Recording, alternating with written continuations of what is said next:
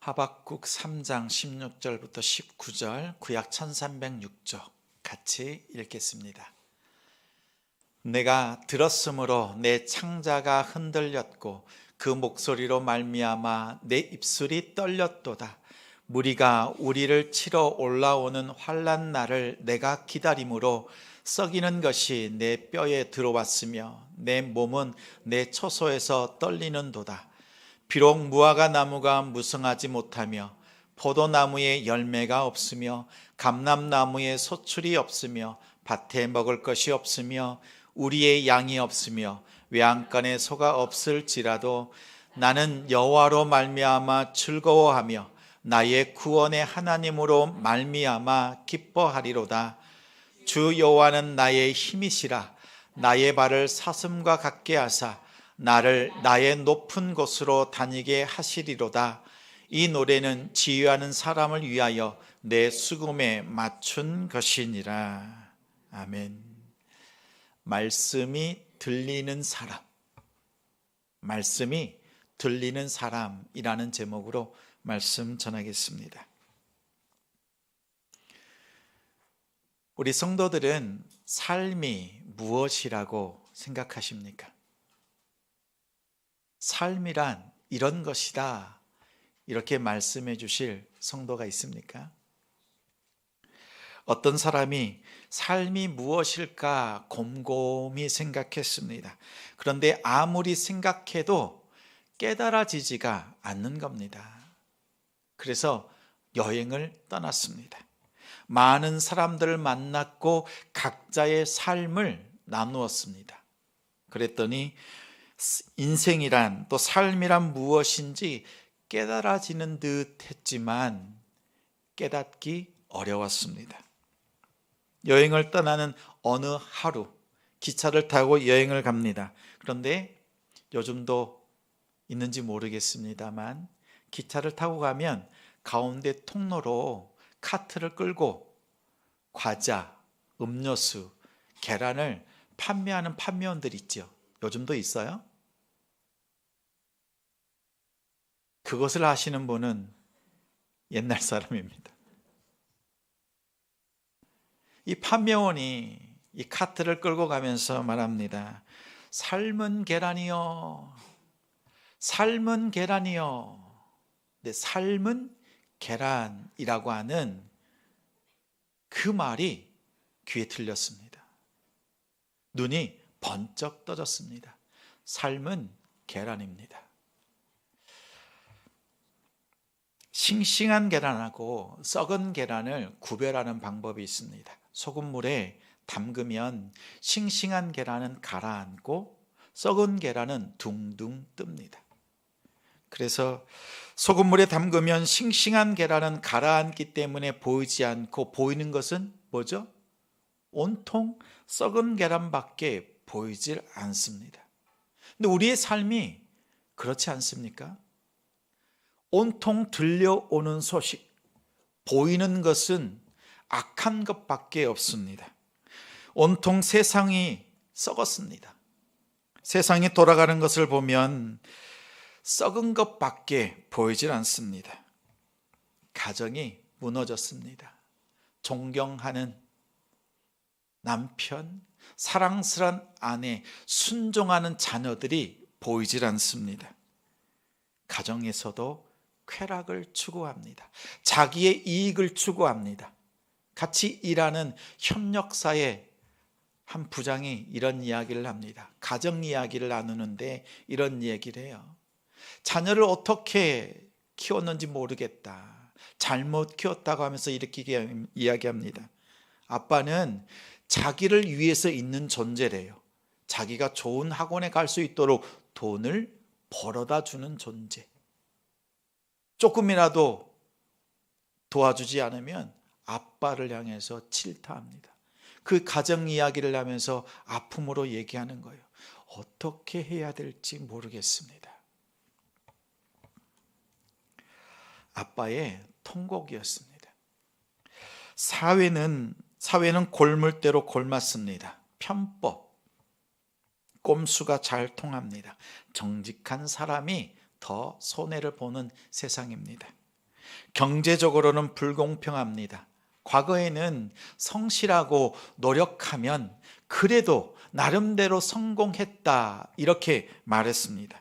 이런 말을 들었지만 이제는 운동장이 기울어져도 한참 기울어졌습니다. 아무리 노력해도 나아질 기미가 보이지 않습니다. 영화 설국열차의 꼬리칸에 있는 그 삶, 한 칸을 앞으로 나아가는 삶이 불가능한 시대가 되어버렸습니다. 빈익빈 부익부, 양극화 현상이 극에 치닫고 있습니다. 정치적으로는 기득권을 포기하지 않습니다. 더 많은 권세를 누리겠다고 아둥바둥거립니다. 이처럼 세상이 혼탁합니다. 특히 요즘 젊은이들이 이렇게 말합니다. 보고 배울 어른이 없습니다. 이것은 세상의 이야기만은 아닙니다. 교회에서도 신앙적으로도 보고 배울 신앙에 큰 어른이 없다. 이렇게 탄식하는 시대가 되어버렸습니다. 소금물에 온통 썩은 계란만 보이는 것처럼 세상은 온통 썩은 것들만 보입니다. 악한 것들이 판칩니다. 악한 것들이 더 잘되고 더 형통한 것을 보면 이런 생각이 들죠. 하나님이 계십니까? 하나님이 계시다면 이럴 수 있나? 이런 생각이 들 때가 한두 번이 아닙니다. 탄식만 나옵니다. 어느 집사님이 저에게 이런 질문을 했습니다. 목사님, 왜 하나님은 악한 자들이 형통하도록 그냥 두시는 거죠? 집사님, 무슨 일이 있었어요? 이렇게 물었더니 이렇게 말씀합니다. 일터에 동료가 있습니다. 승진하려고 수단과 방법을 가리지 않습니다. 동료들을 험담합니다. 뒤에서 모함합니다. 심지어 잘못이 없는데도 인사과에 고소, 고발장을 넣었습니다. 그래서 헐뜯습니다. 윗사람들에게는요, 아부하고 갖은 아양을 떱니다. 그런데 그 사람이 승승장구합니다. 임원이 됩니다. 그런 사람이 잘 되는 거 보면서 이럴 때 어떻게 하면 좋아요? 목사님, 이럴 때 어떻게 하면 됩니까? 이렇게 저에게 묻는 겁니다. 저는 이렇게 대답했습니다. 하나님께서 심판하십니다. 집사님이 한마디 합니다. 목사님, 그 말씀은 위로가 안 돼요. 그래서 이렇게 물었습니다. 집사님, 이런 말씀이지요. 그 사람이 집사님 앞에서 지금 망하는 것을 보고 싶다는 거죠? 네, 맞아요. 이런 마음이 들 때가 있어요. 정말 악한 사람이요, 평안하게 죽는 것 이해가 안 돼요. 하나님, 그 사람 지옥 가는 거 당연한데 죽기 전에 고통당하고 죽었으면 좋겠어요. 이런 마음이 우리 마음이잖아요. 그렇죠? 오늘 말씀에 하박국 선지자도 그랬습니다. 세상이 악했습니다. 온통 음란, 우상 숭배, 착취, 폭력, 이런 것들이 이스라엘 땅에 넘쳐났습니다. 온갖 죄악으로 인해서 북이스라엘이 멸망당했고 남유다 역시 같은 길을 걷고 있었습니다. 선한 자들은 고통을 당했고 악한 자들은 더욱 형통합니다. 하나님이 악한 자 바벨론을 제압해 주시고 심판해 주시면 좋겠는데 오히려 바벨론이 승승장구합니다. 커다란 제국이 되었습니다. 하나님이 그러한 바벨론을 그냥 두시는 것이 이해가 되지 않았습니다. 그래서 하나님께 따집니다. 질문합니다. 당장 심판해 주세요. 나중에 지옥 가는 게 아니라 지금 내 눈앞에서 하나님이 심판해 주시면 너무나 시원하겠습니다. 하박국의 이름은 껴안다, 포옹하다, 씨름하다라는 뜻입니다. 나라와 민족의 아픔, 시대의 고통을 껴안고 하나님 앞에서 씨름했습니다. 특히 하나님이 악한 바벨론을 사용해서 하나님의 거룩한 백성 이스라엘을 심판하신다는 것을, 그 상황을 이해할 수가 없었습니다. 그래서 하나님께 질문했습니다. 하나님, 이것이 무엇입니까? 그러자 하나님이 대답하십니다. 남유다가 바벨론에 의해서 멸망당할 것이다. 곧 멸망당할 것이다. 그러나 바벨론 역시 부직갱이로 사용하고 그들 역시 심판할 것이다. 그러면서 이런 말씀을 하세요. 오직 나의 의인은 믿음으로 말미암아 살리라. 유다를 구원하신다는, 믿음의 사람들을 구원하신다는 말씀을 들었습니다. 하박국은 의인은 믿음으로 말미암아 살리라, 이 말씀이 들렸을 때 그제서야 깨달았습니다. 세상 역사가, 모든 것이 세상의 악한 대로 흘러가고 돌아가는 것처럼 보이지만 하나님의 모든 계획, 하나님의 성실하심이 이 세상을 운행하고 있다는 것을 듣고 하나님을 찬양하고 기도하고 노래했습니다. 이것이 하박국 3장 말씀입니다. 하박국 3장은 하박국 선지자의 기도이자 노래입니다. 이 말씀을 보면 이런 구절들이 있습니다. 2절에 보면 여호와여 내가 주께 대한 소문을 듣고 놀랐나이다. 7절 내가 본즉, 8절 주께서 말을 타시며, 9절 주께서 활을 꺼내시고 주께서 땅을 쪼개셨나이다. 12절 주께서 노를 바라사, 13절 주께서 주의 백성을 구원하시려고, 14절 주께서 찌르셨나이다. 15절 주께서 말을 타시고 바다를 밟으셨나이다. 주어가 무엇입니까? 반복되는 말씀이 무엇입니까? 주께서, 주께서, 주께서.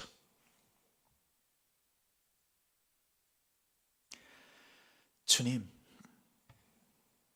하나님이 직접 우리 선조들을 출애굽시키신 것처럼 다시 한번 출애굽의 역사를, 그 부흥을 일으켜 세워 주옵소서. 3절 말씀에요, 부흥케 하여 주옵소서라고 하는 것은 새롭게 하여 주옵소서. 과거에 일어났던 그 홍해의 사건들, 강을 건넜던 사건들, 출애굽의 사건들을 다시 한번 일으켜 세워주셔서 우리 세대와 우리 자녀 세대가 출애굽했던 것처럼 바벨론으로 붙잡혀가서 포로가 되겠지만, 죽임을 당하겠지만 다시 그 바벨론을 떠나는, 출바벨론하는 두 번째의 출애굽 사건을 일으켜 세워 주옵소서라는 기도를 합니다. 다시 말하면 지금 우리가 매맞을 일밖에 없습니다. 매맞는 일이 확정되었습니다. 그러나 하나님의 구원을 믿고 하나님만 바라봅니다. 하나님의 구원의 역사를 우리 자녀 손들에게 이루어 주옵소서. 이 고백을 기도와 찬양으로 올려드린 겁니다. 자신의 죽음과 나라의 멸망을 바라보면서 기뻐할 수 있는 것은, 그 비결이 바로 16절 말씀입니다. 16절 말씀을 화면을 보고 같이 읽겠습니다.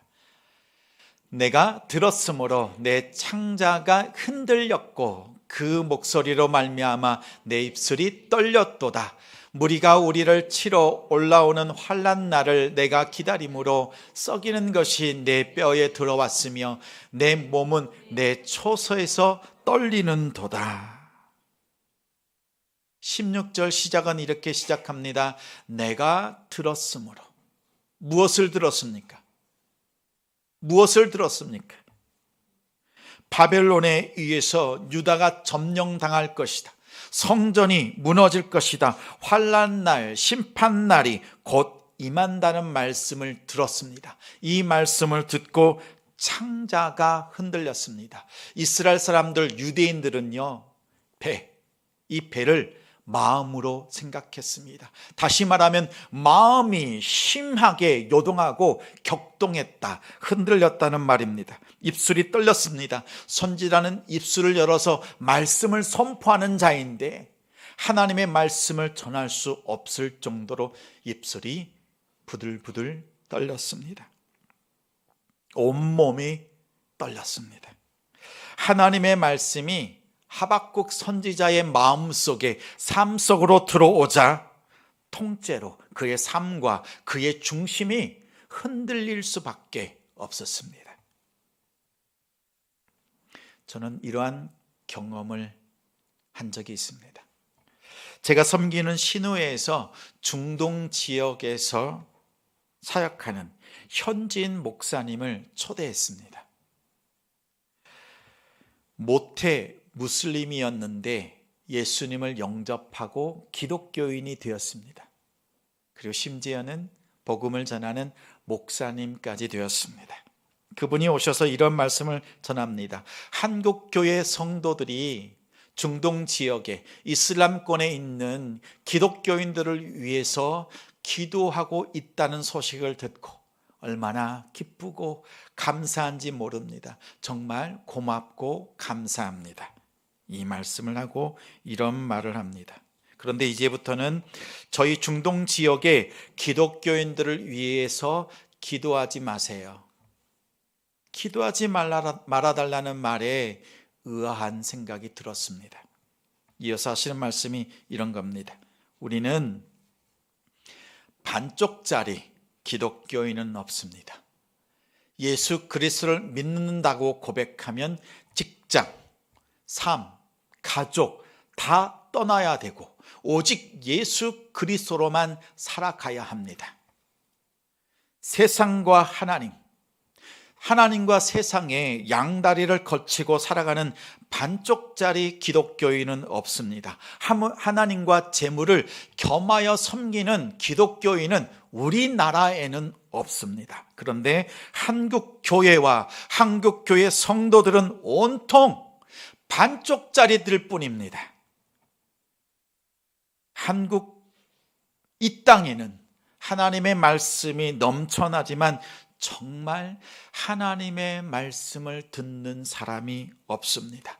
말씀을 듣고 믿음으로 살아내는 성도가 보이질 않습니다.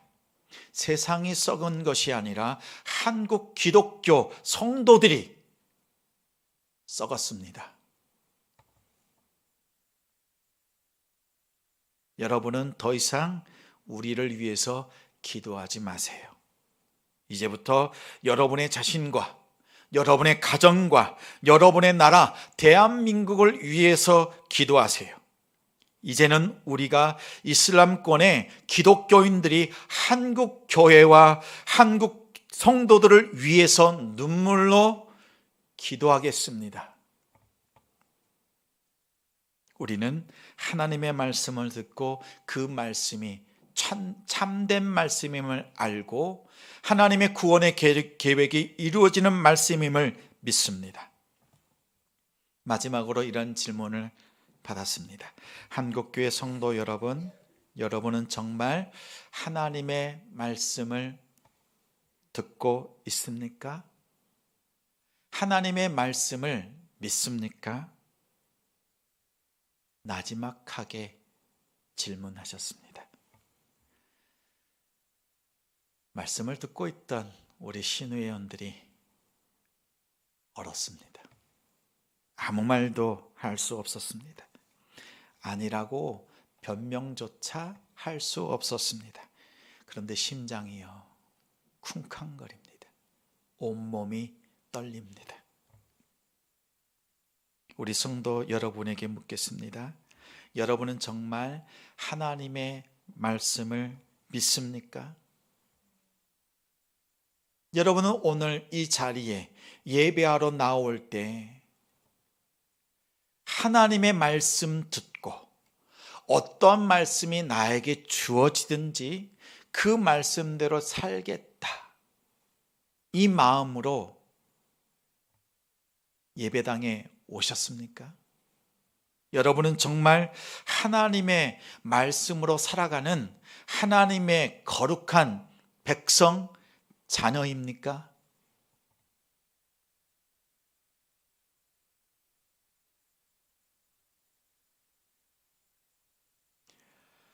하나님의 말씀이 들린다는 것이 바로 이것이구나, 이것이 느껴졌습니다. 말씀이 들리는 사람은 창자가 흔들립니다. 말씀을 들으면 입술이 떨립니다. 말씀이 들어오자 온몸이, 온 삶이 떨릴 수밖에 없습니다. 여호와 말씀 앞에 경외하는 마음, 이전까지는 세상의 악한 것들 때문에 두려운 마음이 생겼지만 이제는요, 하나님의 거룩하심 앞에서 경외하는 마음 때문에 두려워합니다. 이것이 성도의 삶이지 않습니까? 설렁설렁 신앙생활 하시겠습니까? 아니면 제대로 신앙생활 해보시겠습니까? 피곤하십니까? 힘드십니까? 저는 그 목사님의 말씀이 늘 마음속에 요동칩니다. 힘드냐? 어렵냐? 고통스럽냐? 그러면 중동 지역에 사는 크리스찬들을 떠올립니다. 그들이 여러분을 위해서, 우리를 위해서 기도하고 있습니다. 하박국 선지자는 악으로 가득 찬 세상을 보고 탄식했지만 하나님의 말씀이 들려지고 말씀이 가득 채워지자 세상 속에서 그 문제를 가지고 탄식했던 그 탄식이요, 하나님의 말씀으로 인하여서 탐복하는 감동으로 바뀌고 말았습니다. 바뀌었습니다. 세상의 불의와 악함을 보고 의문과 질문으로 씨름하던 하박국 선지자는 하나님이 이 세상 모든 역사를 주관하고 계신다, 이 말씀을 듣고 전적으로 하나님을 신뢰했습니다. 세상의 변화가 아무것도 없어 여전히 악하고 여전히 죄악이 가득한데 이것 바라보지 않고 무엇을 바라봐요? 하나님을 바라봅니다. 그리고 오직 의인은 믿음으로 말미암아 살리라, 이 말씀을 기억하며 하나님 앞에 섭니다. 정말 바른 신앙의 모습이지요. 저는 우리 성도들이 그렇게 되기를 먼저 소원하기보다 선두양인 제가 이렇게 살아야 되겠다, 이것을 보여주고 나누어주고 그렇게 애쓰고 수고하는 모습, 그런 모습까지 아니더라도 조금이라도 노력하는 교육자들, 목장지기들, 직분자들, 성도들이 되었으면 좋겠다, 이 마음이 가득합니다. 내 눈으로는 세상을 바라보면 온통 썩은 계란들만 보이는 것 같습니다. 그래서 이 세상이 어떻게 돌아가려고 하나, 어떻게 되려고 하나, 그런 마음이 들지만 세상이 끝장나지 않는 이유가 있습니다. 가라앉아 있는 싱싱한 계란들 때문에 세상은 돌아갑니다. 썩은 계란들만 보이지만 세상 깊은 곳에서도 지금도 여전히 하나님의 공의가 작동되고 있고 한순간도 쉬지 않고 우리 하나님의 사랑이 운행되고 있기 때문에 이 세상이 돌아가고 있습니다. 하박국은 이것을 깨닫고 세상의 문제와 질문을 껴안지 않고 그것을 풀어내고 벗어버리고 하나님을 껴안았습니다. 그리고는 이렇게 노래했습니다. 17절, 18절 말씀 화면 보고 함께 읽습니다. 비록 무화과 나무가 무성하지 못하며 포도나무에 열매가 없으며 감람나무에 소출이 없으며 밭에 먹을 것이 없으며 우리의 양이 없으며 외양간에 소가 없을지라도 나는 여호와로 말미암아 즐거워하며 나의 구원의 하나님으로 말미암아 어떻게 한다고요? 어떻게 한다고요? 기뻐하고 또 기뻐하고 기뻐합니다. 이 말은 이런 뜻이에요. 심판으로 인해서 나는 죽고 이스라엘은 패배할 수밖에 없지만 이스라엘의 구원의 역사 속에 하나님의 구원의 역사는 패배하지 않음을 믿습니다. 믿고 하나님을 노래했습니다. 나의 삶에 믿음이 없고 사랑이 없으며 소망이 없으며 정의가 없으며 공의가 보이지 않으며 희망이 없을 때 나는 결코 낙담하지 않겠습니다. 오히려 오직 주만 바라보겠습니다. 오직 의인은 믿음으로 말미암아 살리라. 이 약속을 믿습니다. 성도 여러분, 믿음이란 현실 속에서 현실을 떠나는 것 아니에요. 현실 속에서 하나님의 말씀을 통해서 여러분의 미래를 바라보는 것입니다. 하나님의 말씀을 통해서 여러분의 삶을 들여다보는 거예요. 그냥 보면 썩은 것으로 보이지만 하나님의 말씀을 통해서 들여다보면 하나님의 구원의 계획이 있어요. 피할 길이 있어요. 넉넉히 감당할 수 있는 능력이 있습니다. 근데 안 보이는 이유가 뭐예요? 말씀이 들리지 않으니까. 말씀을 듣기 위해서 생명 걸지 않으니까 말씀이 안 들리죠. 구원의 소망과 함께 하나님의 역사, 하나님의 공의와 사랑이 이 땅에서도 여전히 역사하고 있음을 확신하십시오. 말씀 속에서 하박국 선지자는 이것을 확신했습니다. 그리고 구원의 하나님께 기도하고 그분을 노래했습니다. 세상의 악함을 보면서도 그 의문과 질문을 껴안았던, 왜 하나님이 이렇게 내버려 두십니까? 이러한 질문 속에서 고통하던 하박국 선지자는 구원의 하나님, 그 말씀을 듣고 하나님께 노래하고 여호와 하나님을 껴안았습니다. 그리고 변하지 않는 그 세상 속에서도 매맞을 그 심판을 놓고도요, 그 마음이 평강을 누렸습니다. 하나님의 말씀이 들어오면 평강을 누릴 수 있습니다. 상황은 아무것도 변하지 않았지만 왜 이렇게 기쁜 거예요?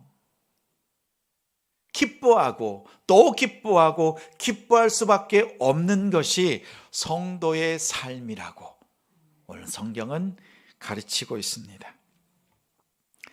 여러분, 이런 눈물 흘려보셨어요? 슬픔의 눈물을 흘리는데 우리의 입술은요, 활짝 기쁨과 감사, 매맞으면서도 기쁨의 웃음 지을 수 있습니다. 하나님을 만나면요, 나의 죄악 때문에, 나의 더러움 때문에 통곡의 눈물을 흘립니다. 슬픔의 눈물을 흘립니다. 그런데 그 예수 그리스도의 십자가로 우리가 구원받았고 하나님의 자녀가 되었고 이제 천국의 소망을 두고 살아가는 존재가 되었다는 것을 깨닫고 나면요, 눈물은 하염없이 쏟아지는데 우리의 입술은 기쁨의 미소로, 찬양으로, 기도로 하나님을 노래할 수 있습니다. 이것을 세상 사람들은 몰라요. 이것을 우리 가족들이 몰라요. 그래서요, 가족 초청 작정서를 준비했습니다. 약 파는 거 아니에요.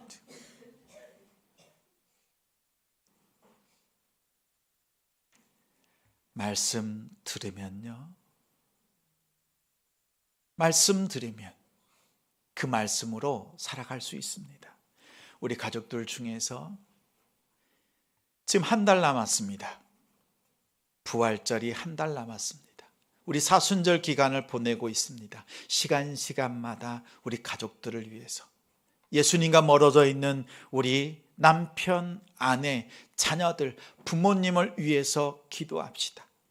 이름을 써놓고 하나님 말씀이 들려지게 하옵소서. 먼저 내가 듣고 내가 변화되고 또 변화된 나의 모습을 통해서 우리 가족들 함께 예배할 수 있도록 나를 통해 역사해 주옵소서. 이 기도로 나아갑시다. 다 쓰시고 절반 잘라서 헌금함에 제출해 주십시오. 성도 여러분에게 하나님의 말씀이 들려지길 기도합니다.